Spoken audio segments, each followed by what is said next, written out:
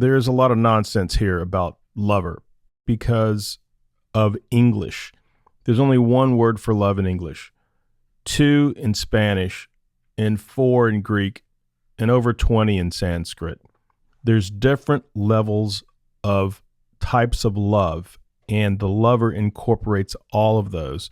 The nonsense that we hear in the West is that it always gets focused on romantic love, and that's only one aspect of it. So the nonsense comes from patriarchy.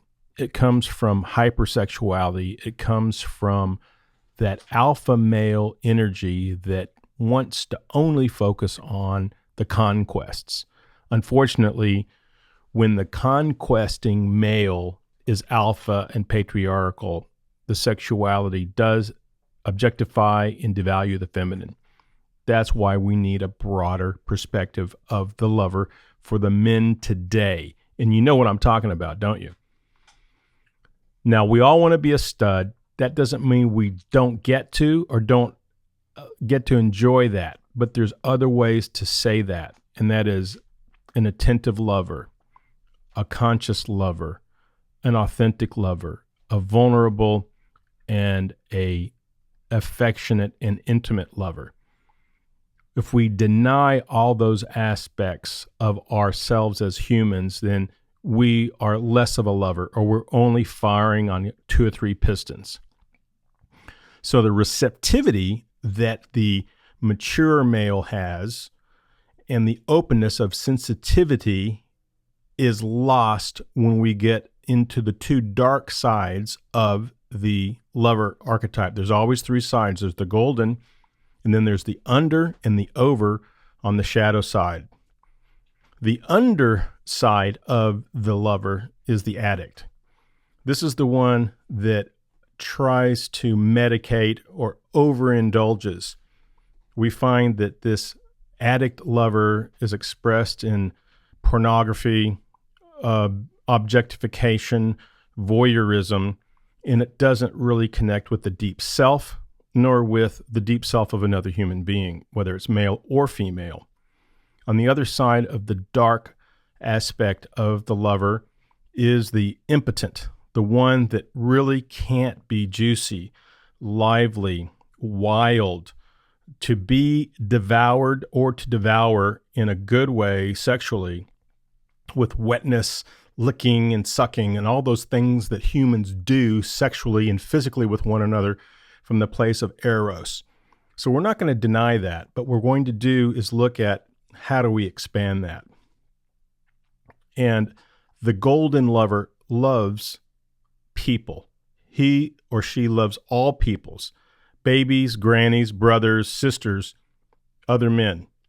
So how do we move more fully into the lover and have access to that golden lover? Well, first of all, you have a big heart. Who cares what size your part is?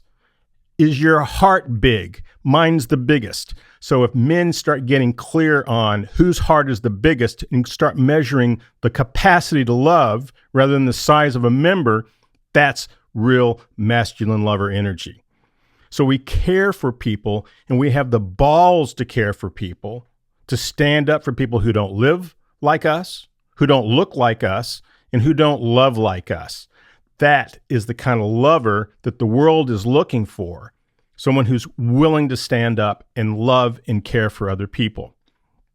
So the shadow man who is dysfunctional and incomplete with his inability to be vulnerable and empathetic and transparent hides out. It's really hard to have a big heart if I'm hiding out and not being vulnerable and transparent. There's a risk in putting my heart out there. Why? I don't want to be hurt. You don't want to be hurt. That's human. But if I admit I don't want to be hurt, man, what kind of man is able to do that instead of hiding out in drugs and alcohol, or what we call the mother complex, which is maybe about one's mother, but the mother complex has more to do with wanting to run and hide, crawl into the sheets, and suck my thumb. Or I show up as a nice guy. I'm so nice, I don't stand for anything. I'm just like a limp noodle. So that's not recommended. So how do I become that golden lover? Get past the people pleasing. Well, I admit these things, that I was either trained by patriarchy or I was afraid that my member wasn't big enough, and start getting back to the big heart. Because if I don't develop that big, juicy, loving heart, then I will be impotent. I will withhold my energy. I will be restless. I will be non-sensual. I'll fall into flatness and depression. Or finally, the shadow lover would be multiply addicted, or perhaps distracted and a daydreamer, maybe passive, sitting on a couch like a potato, and hopefully not getting too far into the insatiable craving of lust or porn, but to connect. So a lot of us have been there. It's nothing to be ashamed about, but let's not stay there. Let's keep going. So what's the antidote? Vulnerability, showing your wound, not to everybody, but showing your wound to people that you trust. Showing your wounds is being courageous. It's enough to stop hiding. Why? Because there's more. There's pleasure and joy in taking risk. And as Robert Bly says, one must steal the key from out under his mother's pillow by breaking the bond of father and mother and going out into the world.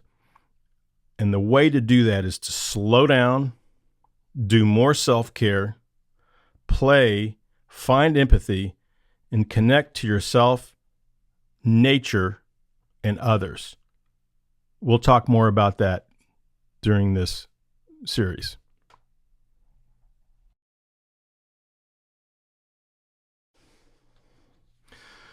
So your homework will be to focus on the three aspects of your lover.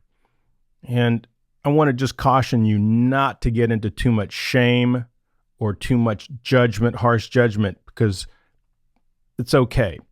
But look at that part of you that is addicted, that fails to connect at seeing another person and a lover or a potential lover. But what would it mean to be absolutely vulnerable? That counteracts the addict.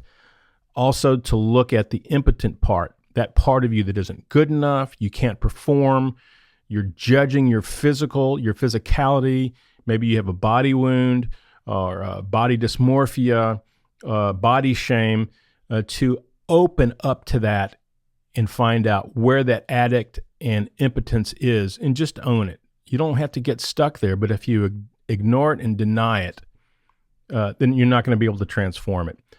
And then where in your life do you just love beauty?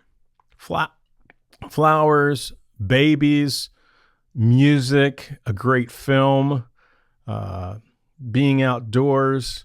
What are you passionate about? What turns you on? Food, taste, smell, art, fine fabrics. By leaning into the appreciation of these things that you love and enjoy, will stimulate and activate a greater balance in your lover. So your homework will be to reflect on this, do some writing, and perhaps even some recording.